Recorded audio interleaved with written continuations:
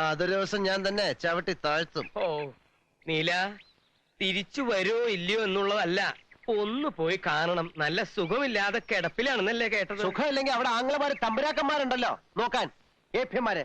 അവറ്റയുടെ മുഖം കാണുമ്പോ തുടങ്ങും എനിക്ക് പെരുവല്ലേന്ന് അങ്ങോട്ട് അടിച്ചു കയറാൻ. അമ്പിനും ബില്ലിനും അടുക്കില്ല എന്ന് പറഞ്ഞ ഞാൻ എന്താ ചെയ്യാ? താനൊന്നും ചെയ്യണ്ട, പറയണത് അങ്ങോട്ട് കേട്ടാ മതി. എനിക്ക് കുറച്ച് കാശ് വേണമല്ലോ. ഇത്തിരി താമസം ഉണ്ടല്ലോ. മഷി ഉണങ്ങാൻ വടക്കേപ്പുറത്ത് വെയിലത്തിട്ടിരിക്കുക. ഈയിടെ ആയിട്ട് തന്റെ ഹ്യൂമർ സെൻസ് ഇത്തിരി മെച്ചപ്പെട്ടിട്ടുണ്ട്. Thank you. ഒന്ന് പറഞ്ഞിട്ട് പോന്നീല. പാട്ടുപേരുടെ പണി എന്ന് പറയുമ്പോ ആശാരിമാരെ ഏൽപ്പിക്കണ്ടേ? അടിയോടിയുമായി ആലോചിച്ച് വേണ്ട ചെയ്യൂ.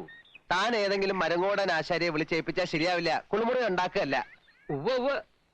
അപ്പൊ ബഡ്ജറ്റ് എങ്ങനെയാ? ബാങ്കിലൊന്നുമില്ല. അതാ ഞാൻ മലയാളത്തിൽ തന്നോട് പറഞ്ഞത്.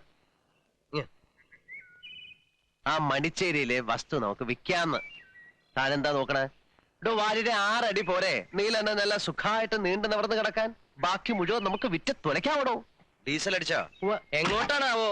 ഞാനിന്ന് വെസ്റ്റ് ജർമ്മനി വരെ പോവാ. ഇയാള് വരുന്നോ?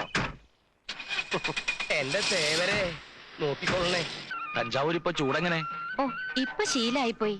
വർഷം 5 ആയില്ലേ? ഇവിടെയും വേനൽ കഠിനം തന്നെ. കണ്ടില്ലേ?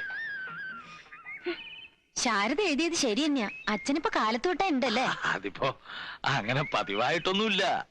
ഓരോ മനപ്രയാസങ്ങൾ വന്നു കേറുമ്പോ. ഉവ്വ് മനപ്രയാസത്തിന് കള്ളു വലിച്ചു കയറ്റിയാ മതിയല്ലോ. ആ പിന്നെ അച്ഛാ, കലാമണ്ഡലത്തിൽ എന്റെ കൂടെ ഉണ്ടായിരുന്ന ഒരു ലക്ഷ്മിക്കുട്ടിയില്ലേ, പട്ടാമ്പിക്കാരി. അവളുടെ അമ്മാവൻ രാഷ്ട്രീയത്തിൽ നല്ല പിടിപാടുള്ള ആളാത്രേ. മൂപ്പരുടെ പരിചയത്തില് കലാമണ്ഡലത്തിൽ ഒരു ടീച്ചറുടെ പോസ്റ്റ് ശരിയാക്കാനാവുന്ന അവൾ എഴുതിയിരുന്നു.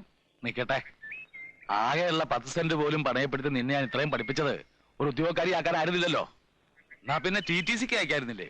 ഒരു ജോലി എന്നൊക്കെ പറഞ്ഞ് എവിടെങ്കിലും കയറി കൂടിയാ അതോടെ കല തീർന്നു എന്ന് കരുതിയാ മതി. ഇനിയും പഠിക്കണമെന്ന് വെച്ചാൽ അതാ വേണ്ടത്. എന്നിട്ട് വലിയൊരു നർത്തകിയാവുക. അച്ഛന്റെ മാത്രമല്ല, മരിച്ചുപോയ നിന്റെ അമ്മയുടെയും സ്വപ്ന അത്.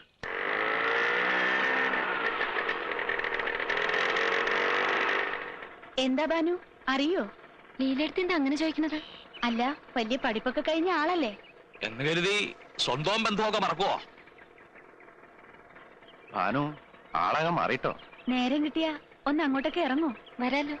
എന്നാ പോവാം വാസുട്ടാ.